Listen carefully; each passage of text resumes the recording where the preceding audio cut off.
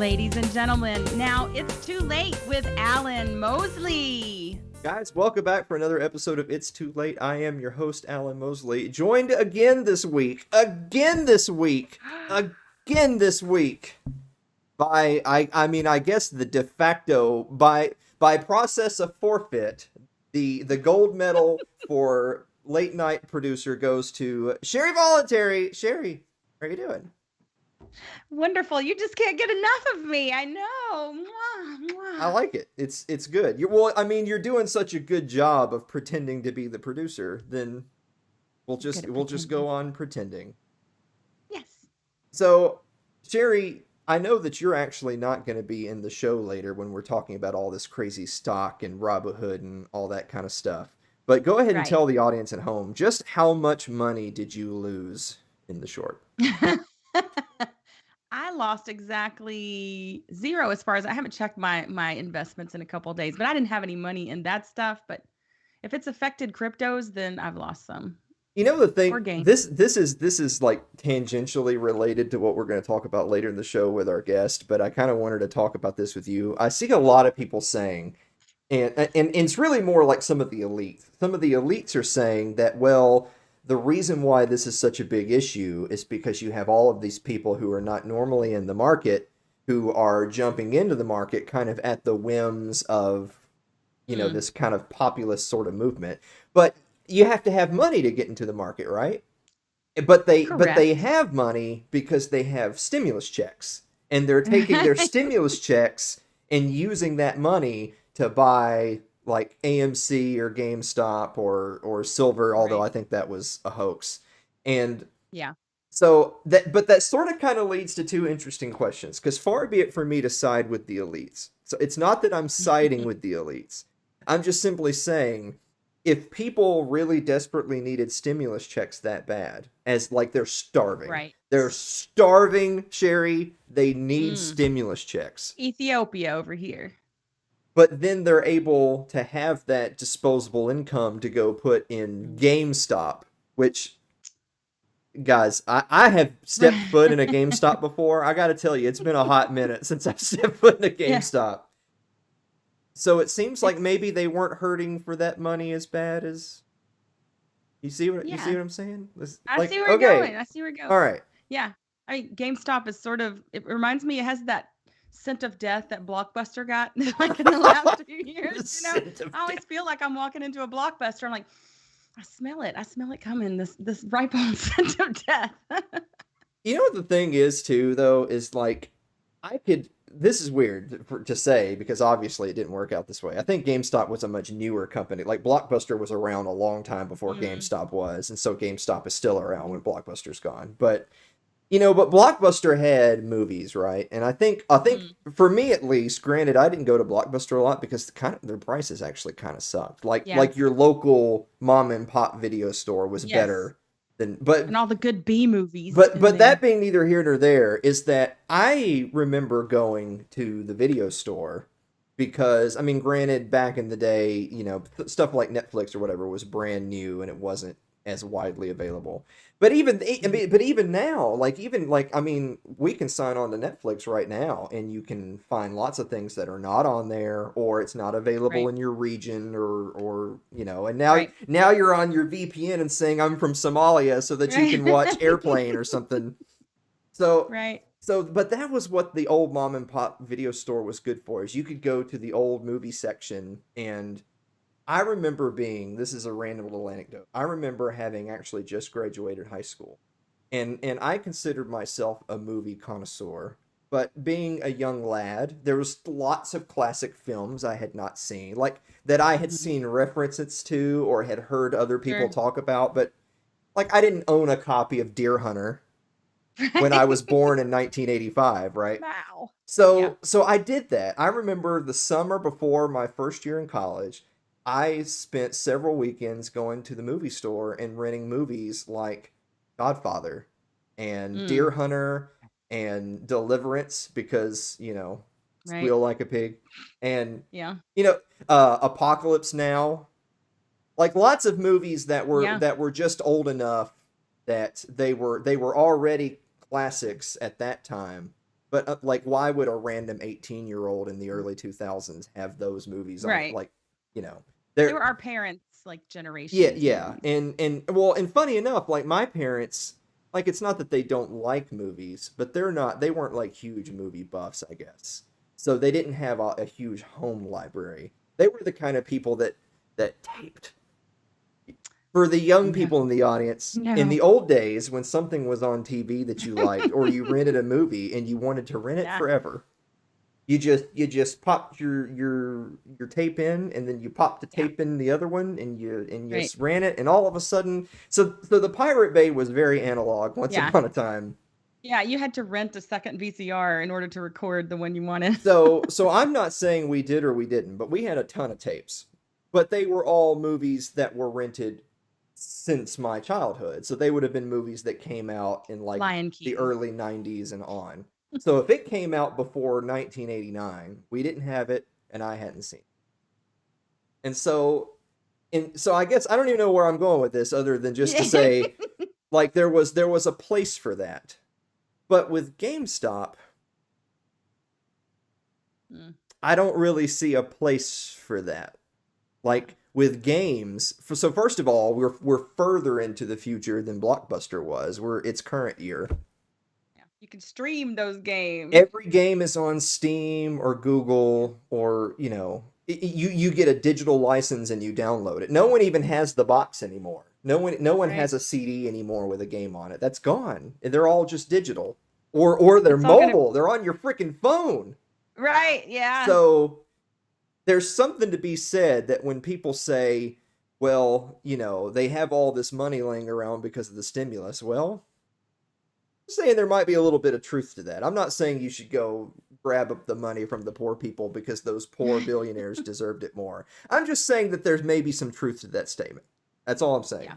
And then secondly, I could understand there being a place for a depository of lots of classic film or TV that you might still can't get on a streaming service. Or, like there's like 20,000 different streaming services and they all have a share of the intellectual property, and I'm not going to have an account on all of them. So I don't get to Right. see everything. Like that's kind of the thing.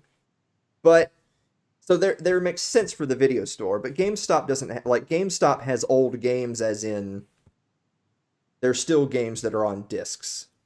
And Right. if it's in the disc era, there's a digital copy of it that you can just download, possibly for free. But you can just Right. download. You can sail the high seas and get it. You don't have to make a tape like we did back in the day. So yeah, it's kind of like spoiling the end of the show for me to just say now. I feel like they could have found something better to throw their money in than GameStop. Right. Yeah.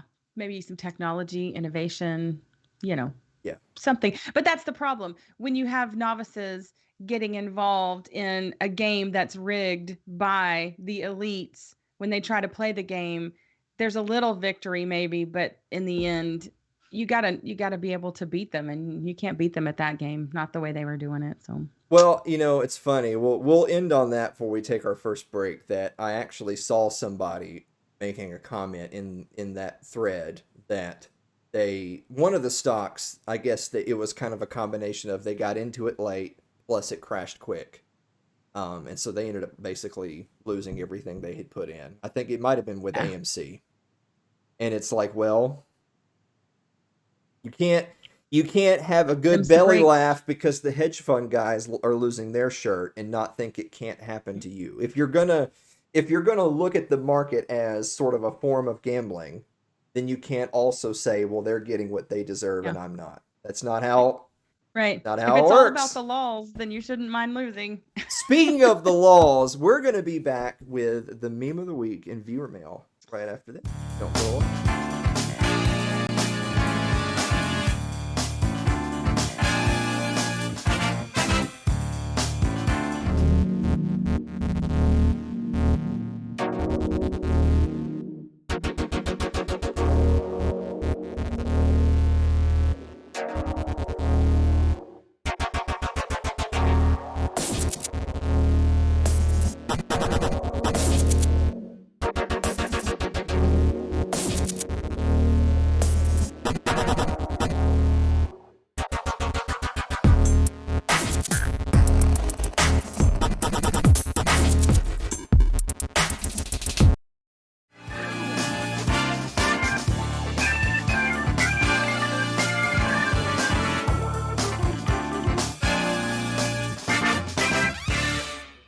Hey, Sherry. Yes. What time is it? Meme of the week. I love that sound. But if we crash the economy, we'll both drown, said the frog. Lol, said the scorpion. Lamau. Lamau. Lamau is one of my Oh, favorite words, by the way. That's why this is the yeah. meme of the week. It sounds like something Pepe Le Pew would say. I was actually talking to Mike of Mike and Friends last night, and I showed him this meme and said, I think this is going to be the meme of the week. And then I followed that up with, that scorpion really gets me. Agent of Chaos. I personally identify as that scorpion right there. I can see that. I can see that. You don't know. I think I do. You don't know. Let's go ahead and answer some viewer mail.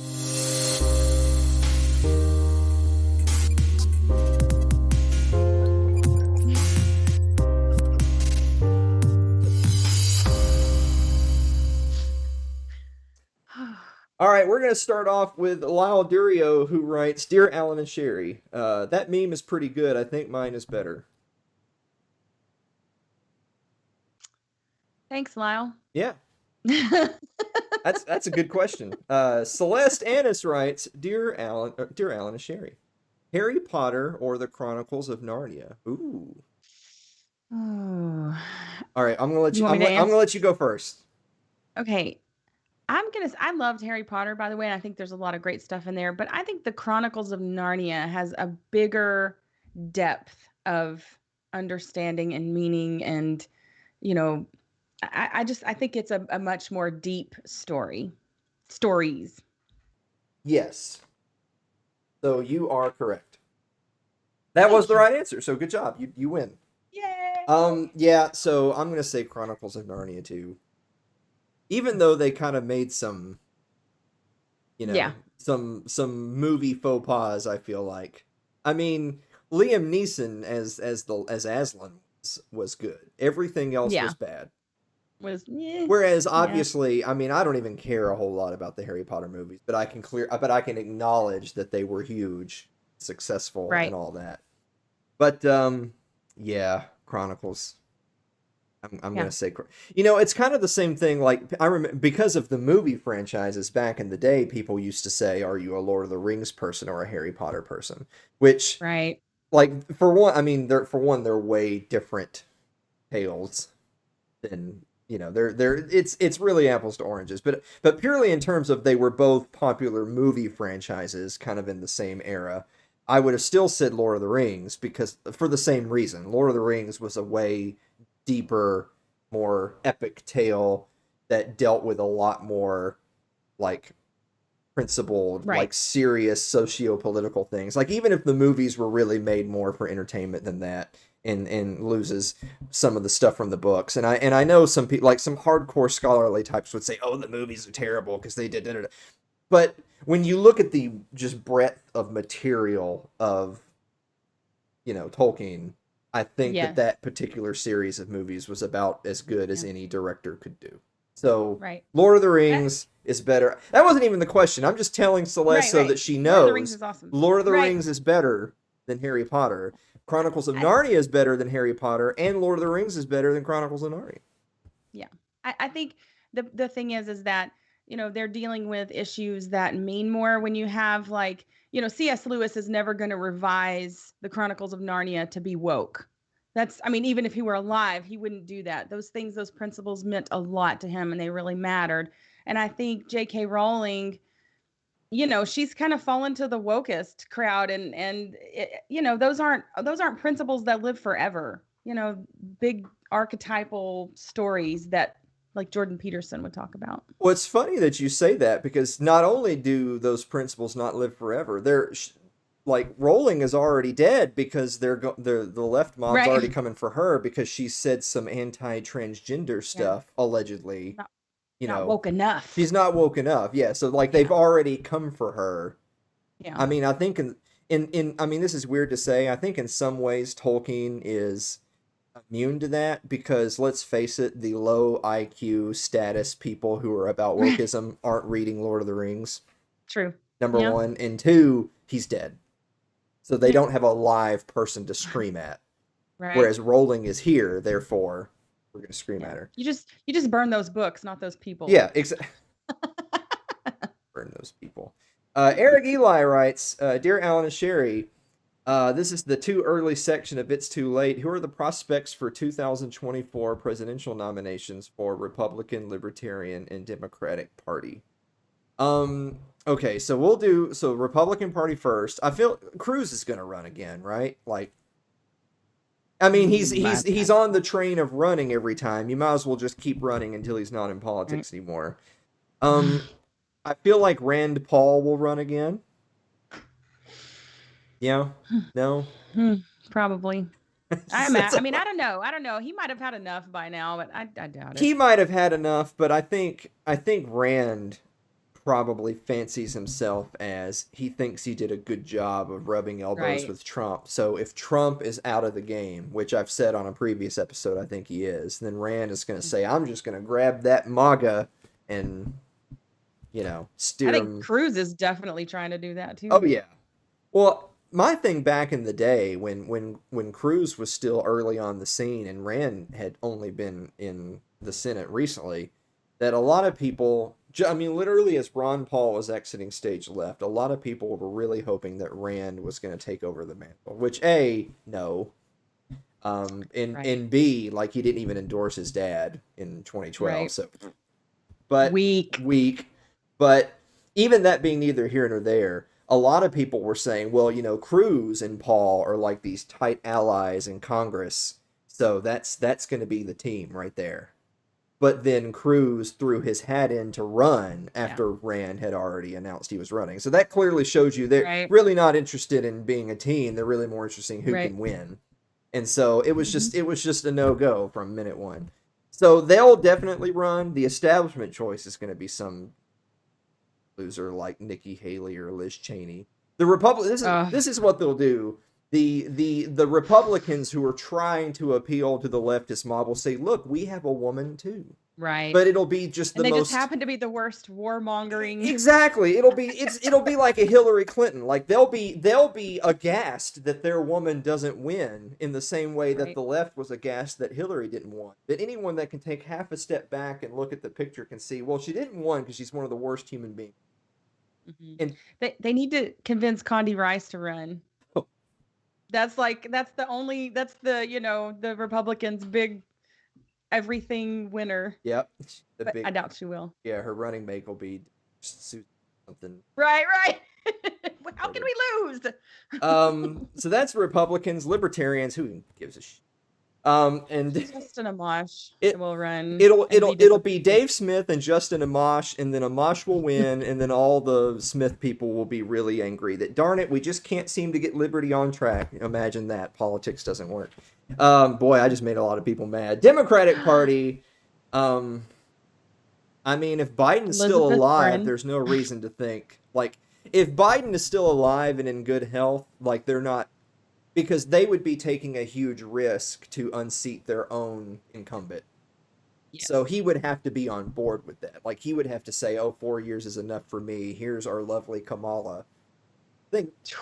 If they do make it through 4 years relatively unscathed, and Kamala says, well, it's my turn, then they're really submarining themselves for the same thing as Hillary, for the same thing as Liz Cheney. It's that she's an incredibly unliked person.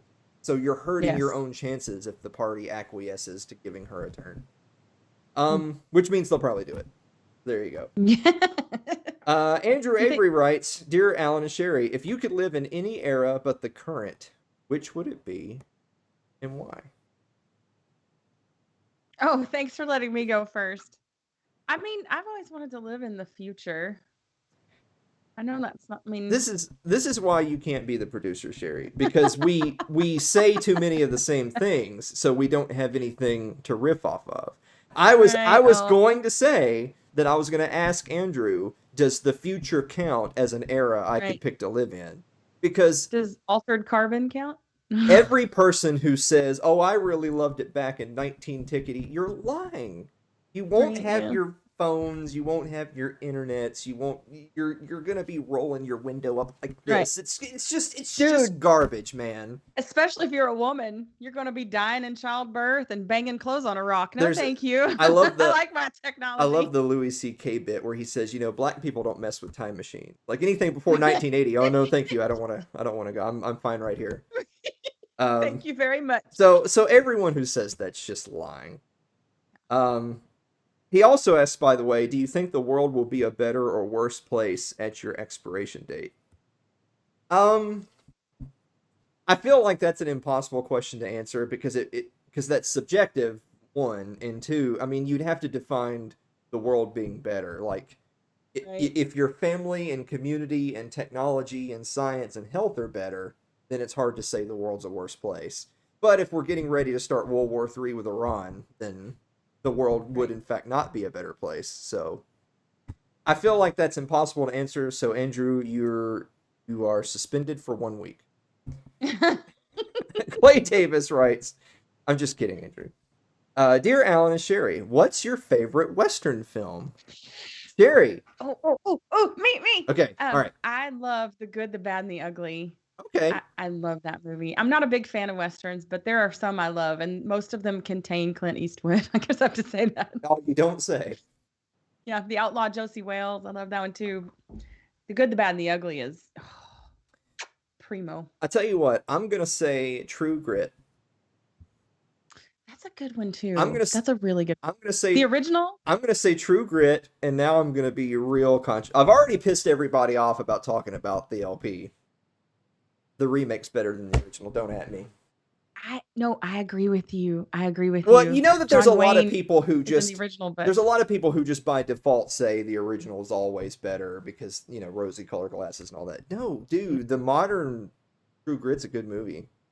it was so good. So Tombstone is another great one. That's a great movie. I like how you had already made your picks and then we had moved on, but suddenly as we're going to the next question, but Tombstone's pretty good. there's some good ones. All right. Jonathan Carranza writes, Dear Alan and Sherry, one of my goats got sick and died recently. This is really more a question for Blake, I think. I don't know. So, hold on. Jonathan, look at Sherry's response to your goat dying. I'm really crying on the inside. Ow. Sorry. There's something for you to work out there, I think. Should I have it tested for the coronavirus? Corona. I've noticed that about every week, one or two people try to engage in a pun war with Andrew. And I don't like the direction this is going. So, but anyway, Jonathan, I really need to forward you to Blake. Wherever Blake is now, in the great beyond, he died, and that's why he's not on the show anymore. But Blake's gonna ignore his request anyway. Oh yeah, okay. We got some there's a lot of unresolved issues on this program between you laughing at the dead animals and yeah. Sorry. Andrew Avery's pun this week. I'm not even going to announce it as a question. Andrew Avery's pun this week is: did the hedge fund managers take it in the shorts? Oh. And finally, Rachel Watson Kennerly.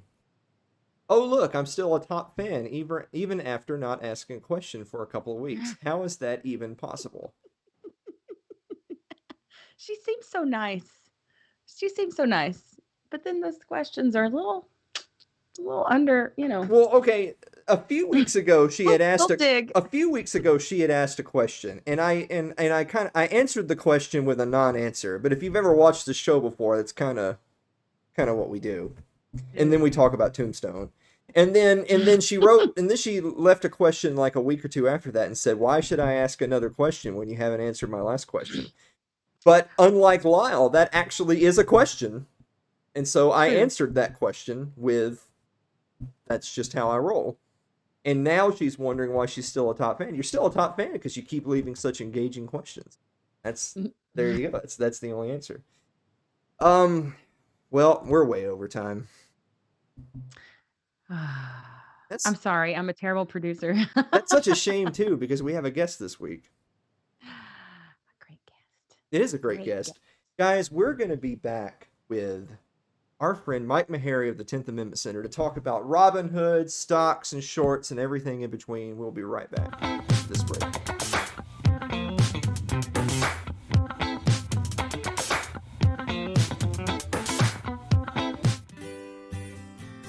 Your ad could be playing right now, reaching thousands of potential customers. Sadly, it's not, but it could be. Find out how to be an advertised sponsor for It's Too Late with Alan Mosley. Email us at info@alanmosley.tv.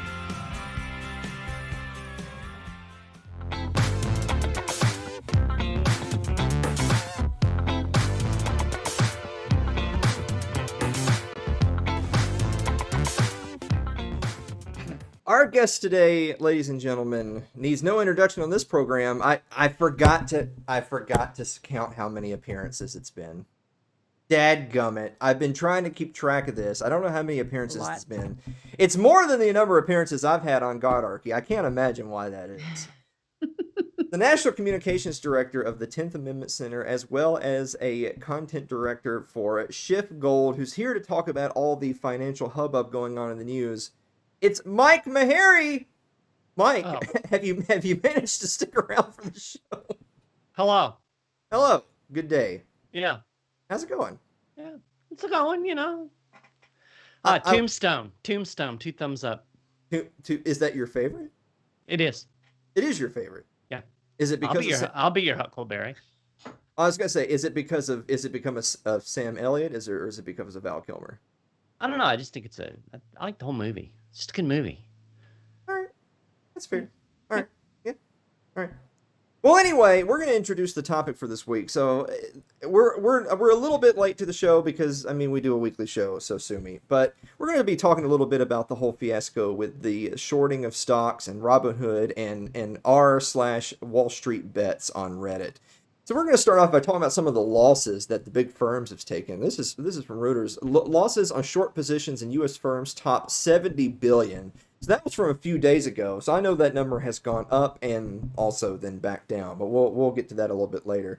And then there's also the Robinhood app has had its name dragged through the mud in this, because they've been making some questionable decisions with their user base being allowed or not allowed to make buys or sells based on, quote, the market volatility.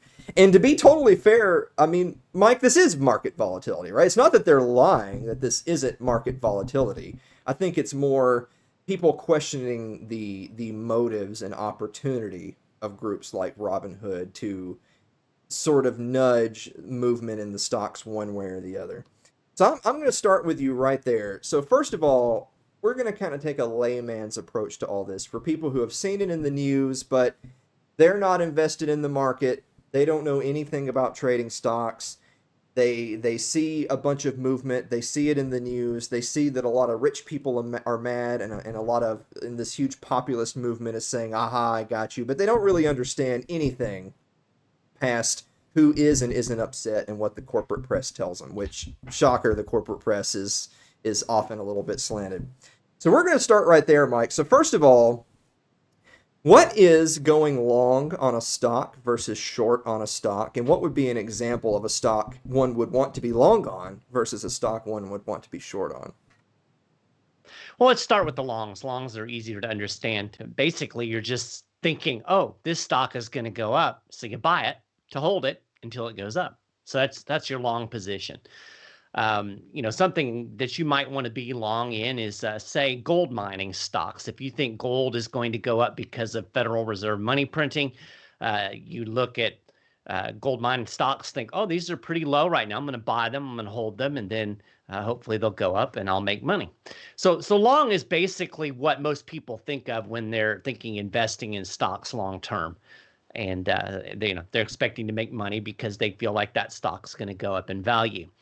That's as opposed to a short, which is a little bit harder to understand.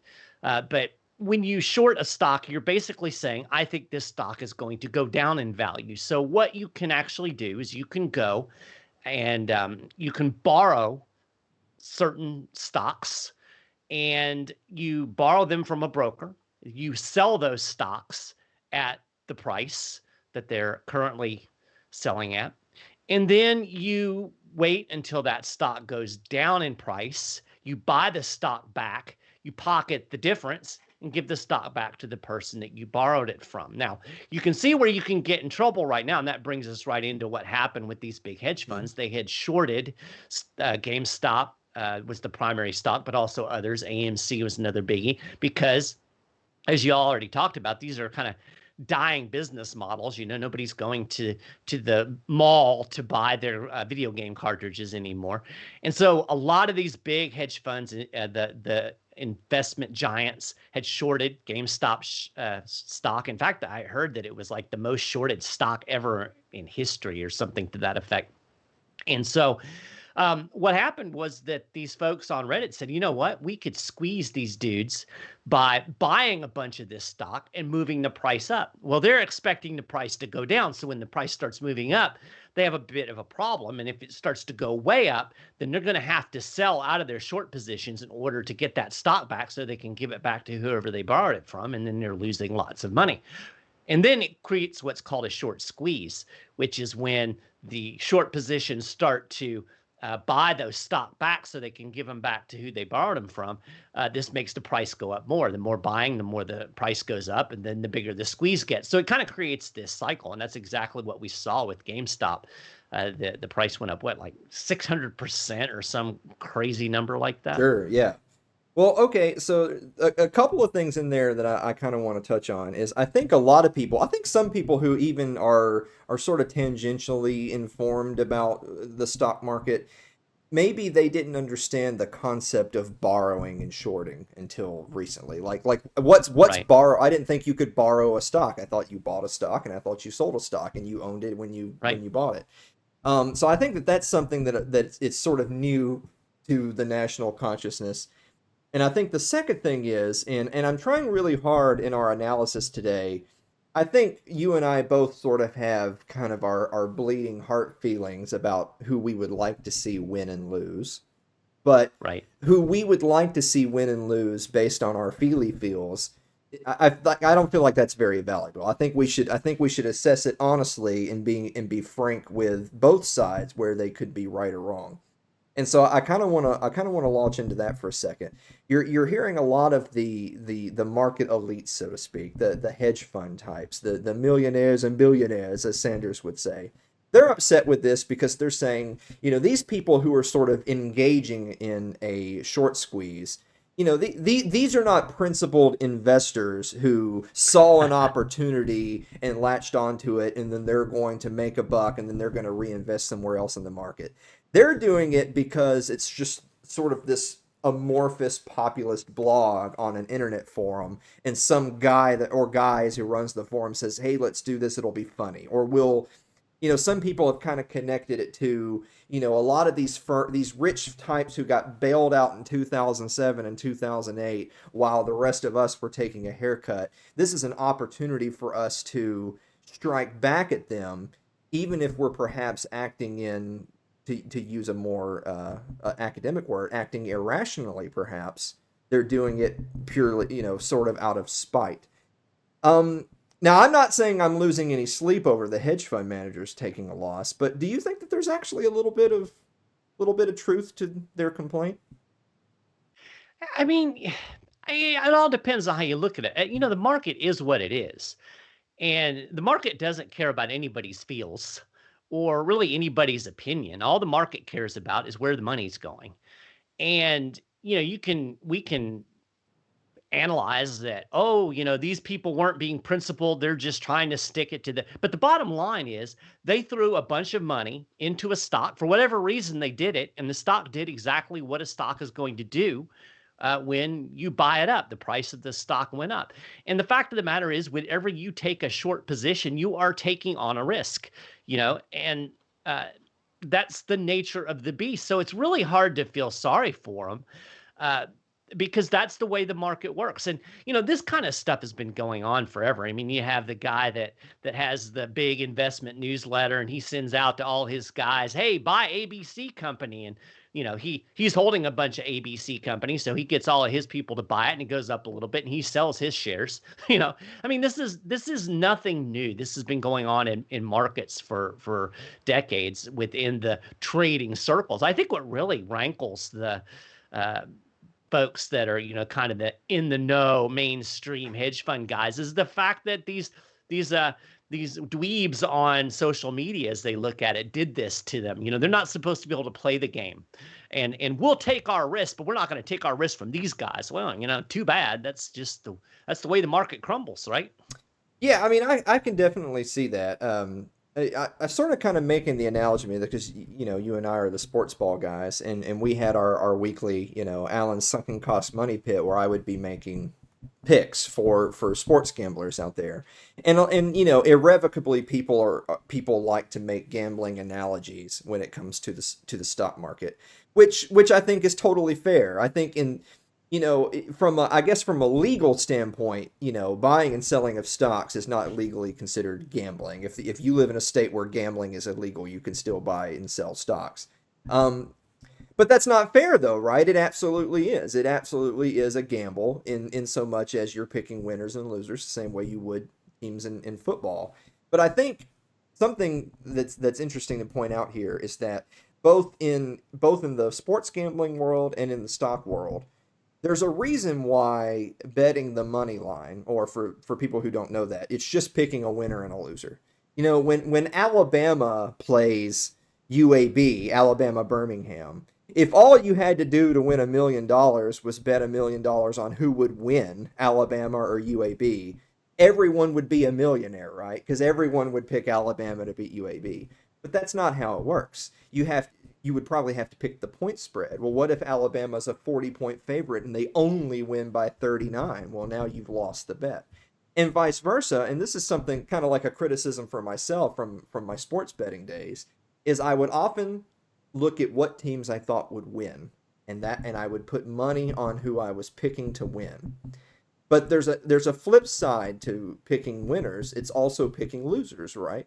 And that's kind of where the shorting of stocks and the short squeeze comes from, is that it's easy for you and I to be sitting here and saying, you know what, I'm long on IBM. Yeah, whoa, what amazing financial advice that is. Right. But of course that's why the stock is so valuable, and that's why it would cost you so much to buy in, right? Because it's such a high performer. It's way more challenging but possibly lucrative to go the other route. Is, well, let me identify the companies that I feel like we can hear their death knell, and I'm gonna do what the hedge fund guys do. So I guess I kind of want to expound on that a little bit for people, that this is not so much a crazy new phenomenon so much as it is what the Redditors have done is maybe just shine a little bit brighter spotlight on a practice that's been around for as long as it's been around.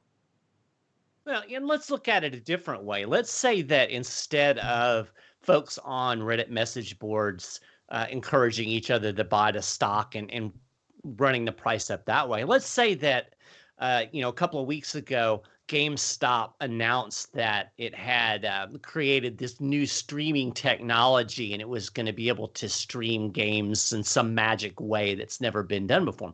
Well, all of a sudden, GameStop stock would have surged just like it did with this Reddit thing, and you would have had the same short squeeze. So it is always a gamble. I mean, when you're shorting a stock, you're assuming that stock price is going to go down. So you're assuming the status quo. As Sherry put it so eloquently, we smell the stench of death when we walk into the store, and so they're betting on that, and they think it's a good bet. Well, they got burned this time around, and there's a reason for this. The whole long and short, these positions, they really pull things to the middle when it's all said and done. When a stock kind of gets weird one way or the other, when you see a bunch of shorts, then and you realize that, well, this company is way more valuable than that, then you're going to have other people that are going to come into the long position, and wherever there's a loss, there's going to be a corresponding gain. And so it kind of pulls things to the middle and creates a more stable market, even though you have this short-term volatility. And we're seeing that in GameStop today. It's heading back to the median of the stench of death, because there's no way it was going to sustain that level of pricing, because the company's not worth that. Well, and I was actually gonna address, we'll address that more in the next segment, but we'll go ahead and kind of open up that can of worms right now. Is that a lot of people, you see the phrase bandied around, market manipulation.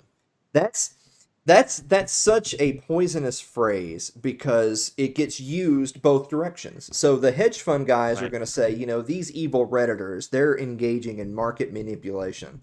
And again, to be totally fair, in some sense, there's truth to that in concept, because if you do have 1 million people on Reddit who, look, these are not market mavens, right? I feel, like these are not regular brokers, and and so they're buying into something because some guy said, let's do that. If enough of us do it, it's like voting for a grassroots candidate. But if enough of us do it, we're going to make change.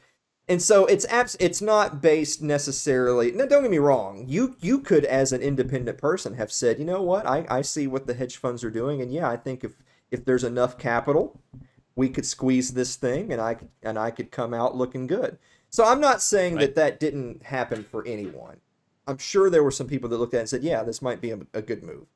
But let's be honest. The reason why there's a difference between the Redditors and the hedge fund guys is the hedge fund guys have billion-dollar hedge funds to work with, whereas the Redditors are just a bunch of individual people with a $600 stimulus check. And so they had to combine that capital on sort of a populist type of a move in order to move the market so significantly as it moved.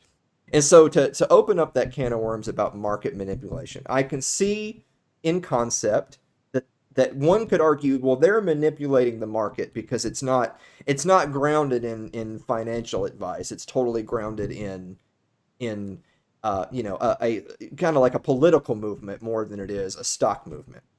On the other hand, if you have like a handful of major hedge funds that are worth billions and billions of dollars, and they collectively get together and decide, well, GameStop's going to die. Maybe there's a fraction of the population that genuinely thinks, as you point out, hey, GameStop could come up with something. They're not dead yet.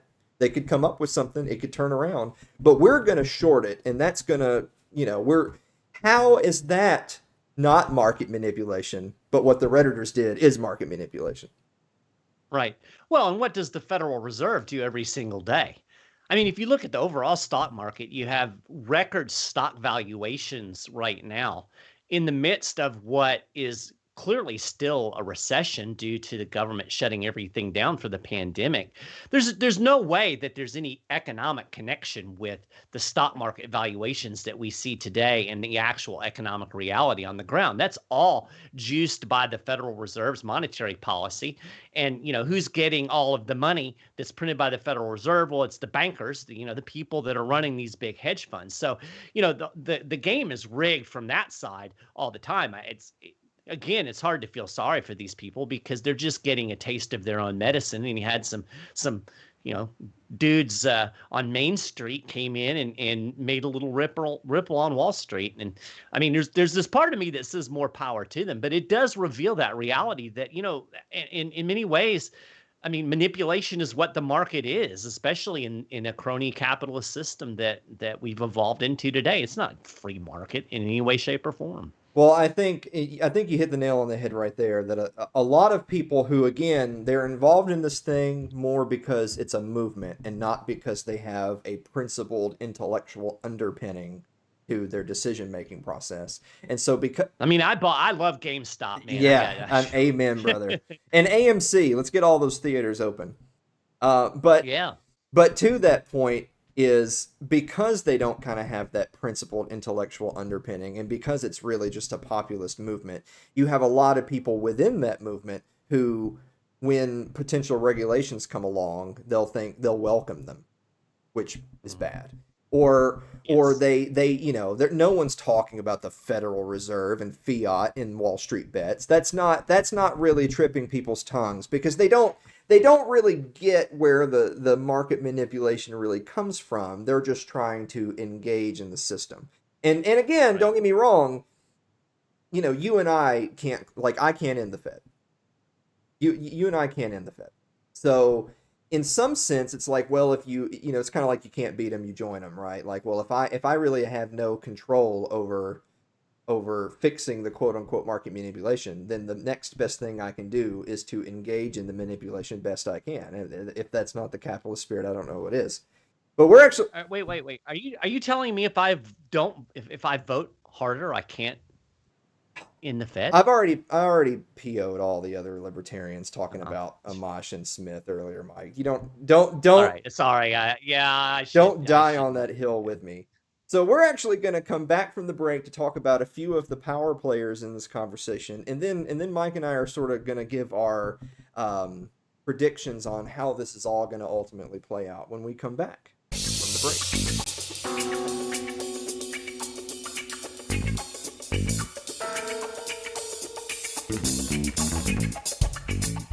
If you're enjoying tonight's show, consider supporting the program by becoming a member of our Patreon. That's over at patreon.com/Alan Mosley.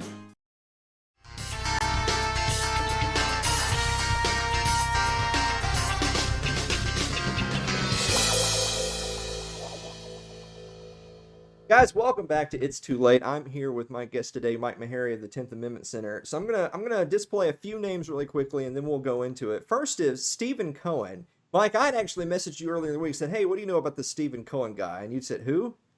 So for people who don't know, Stephen Cohen, for one, he's the owner of the Mets. So bless his heart, right? He's also a guy that's valued at something like $16 billion. So keep that number in the back of your head. This guy's net worth is $16 billion. So, believe it or not, as of the time of this recording, he's actually deleted his Twitter because he was getting so much hate and tagging on Twitter, and people who he knew personally who were calling him out as being tangentially related to all of this Robinhood and stock shorting squeeze controversy. And he started reaching out to these people saying, what's your beef with me? I'm just trying to make a living just like you. Happy to take this offline. Now, again, I'm really not trying to come out as someone who's necessarily saying I'm picking the winners and losers here emotionally. However, it's quite rich, pardon the pun, for someone who's valued at $16 billion to use the phrase, I'm just trying to make a living here. I'm clearly just trying to make a living wrong. Right. Ain't that the dang truth? So you have Stephen Cohen, and then you have, of course, the great hero of the little man. It's Elizabeth Warren.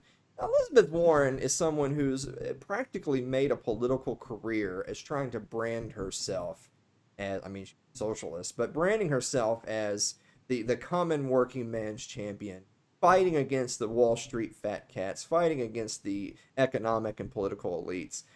So what does she do? She writes a big fat letter in Congress and says that we need more regulation to stop this type of market instability.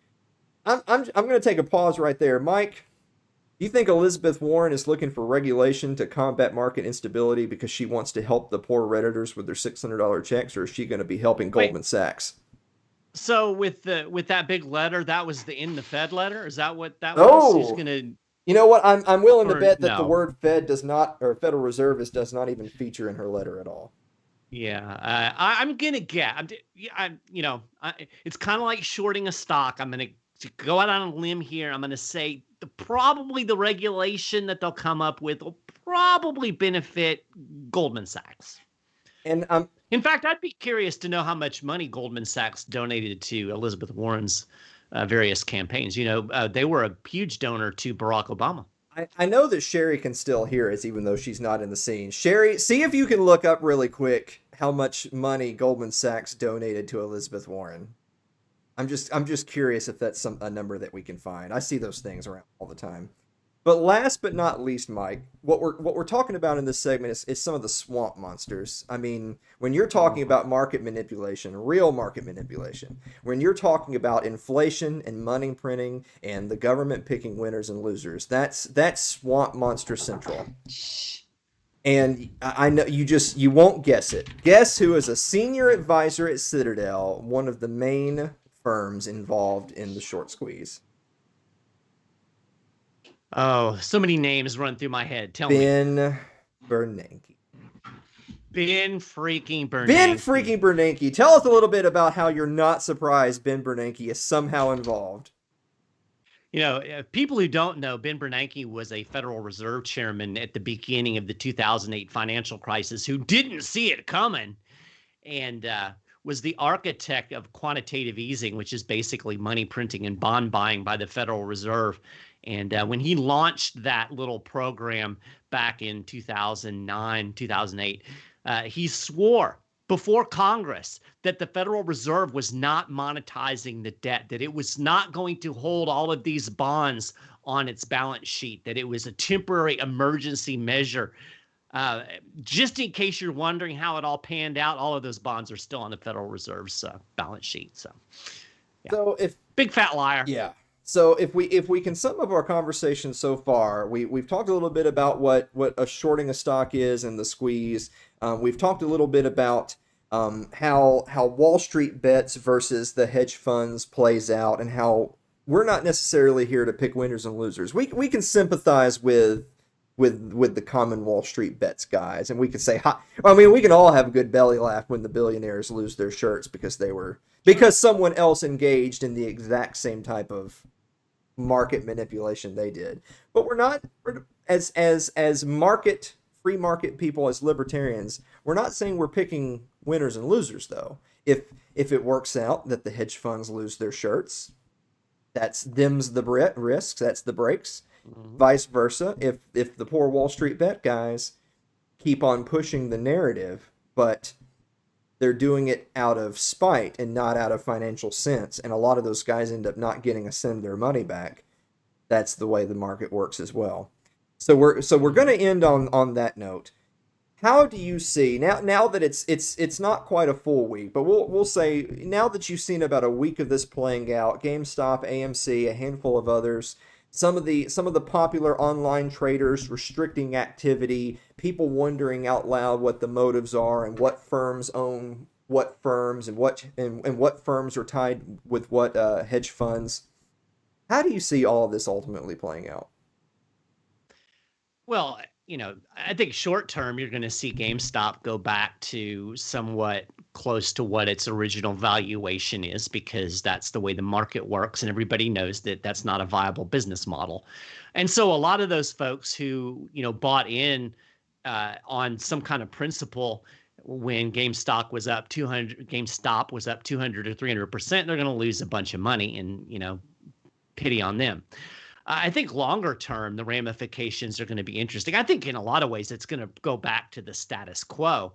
But I think that there will probably, I think Elizabeth Warren will get her way. I think there'll be some more regulation. And I think they'll, the people, if you're going to go, they talk about playing on the home field. Tampa Bay Buccaneers, they get to go play the Super Bowl in Raymond James Stadium this Sunday. They get to know, they know the field, they know the sight lines, they know how the wind works. There's certain advantages to playing on your home field. The hedge funds guys are playing on the home field. Sure. In fact, they own the referees. So when it's all said and done, you're going to end up with these regulations that are going to make sure that this doesn't happen again, because they're not going to lose their home field advantage to a bunch of dudes on Reddit. So, I think we're going to see more regulation out of it. I think we'll eventually go back to the status quo, and they'll try to figure out some other way to game the system. We see these little movements that pop up and then die out. I kind of have a feeling that's what we're going to see here.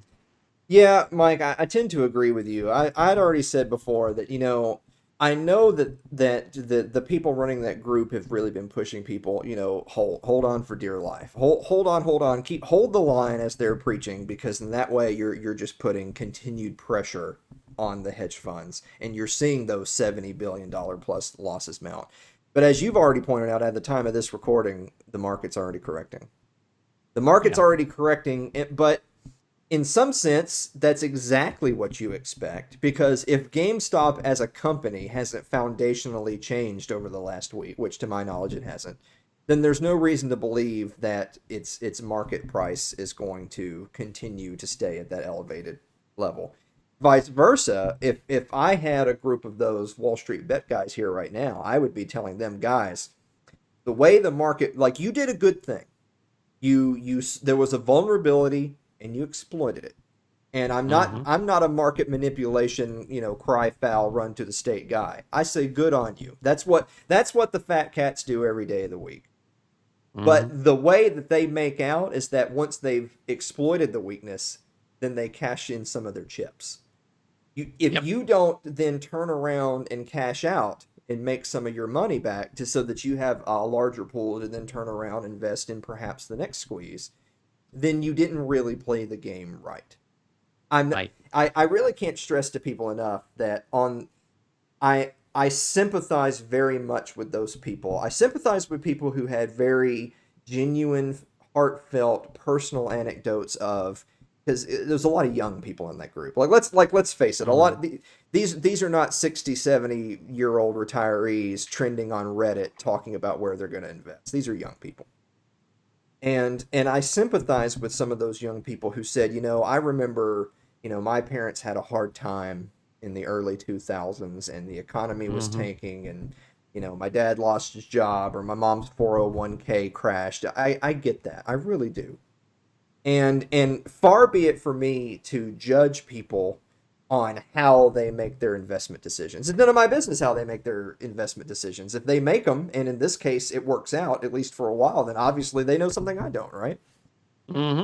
But you got to turn that into a profit, because what I'm terribly afraid is about to happen is these poor sad sacks are about to find out that the market economy is not a profit economy. It's a profit and loss economy. Right.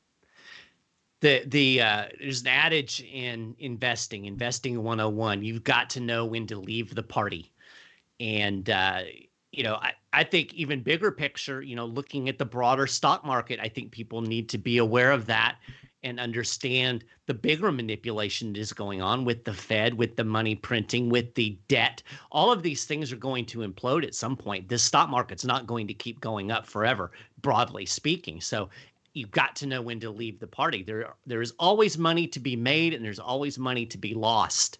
And you have to be thoughtful about what's going on. So, I'll leave it at that. Macro, looking at the big picture, I think that we're sitting on a giant bubble that, is not unsimilar to what GameStop blew up into, but it's the entire economy. And so it's probably wise to be prepared for that. Mike, we're out of time. Thank you so much for joining me to talk about this particular financial related episode. Where can people find more Mike Maharrey goodness? Well, you can go to my website, michaelmaharrey.com. You can always go to the 10th Amendment Center, 10thamendmentcenter.com. And if you're interested in this finance, the Reddit people kind of got into silver a little bit this week. You can go to schiffgold.com/news. I write over there 2 or 3 articles a day. And I've really broken down in more detail, particularly with the silver market, kind of what's going on. And you'll get the bigger picture with the Fed and the money printing and all of that stuff. So check that out. Thanks you so much, Mike. Guys, we will be back to wrap up the show right after this. Don't go away.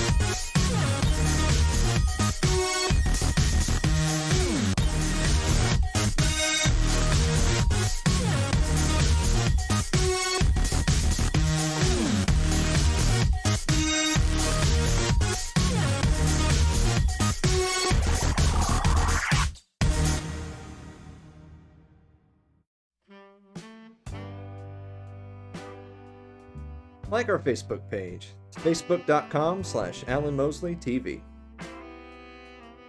You can follow me on Twitter. It's Twitter @Alan Mosley TV. Subscribe to our YouTube page. It's youtube.com/Alan Mosley TV.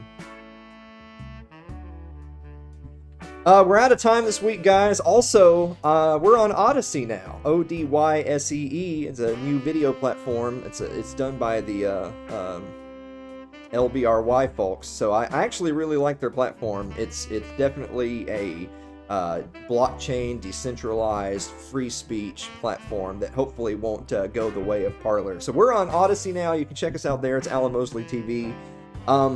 We're way over time. Really quick, Sherry, did you find out how much Elizabeth Warren has been donated from Goldman Sachs? I was looking for it, but I was on Google, so I couldn't find anything. So I was trying to go somewhere else. I got go. Well, where everyone can find that information is euthanasia.com/Warren, and we will see you next week.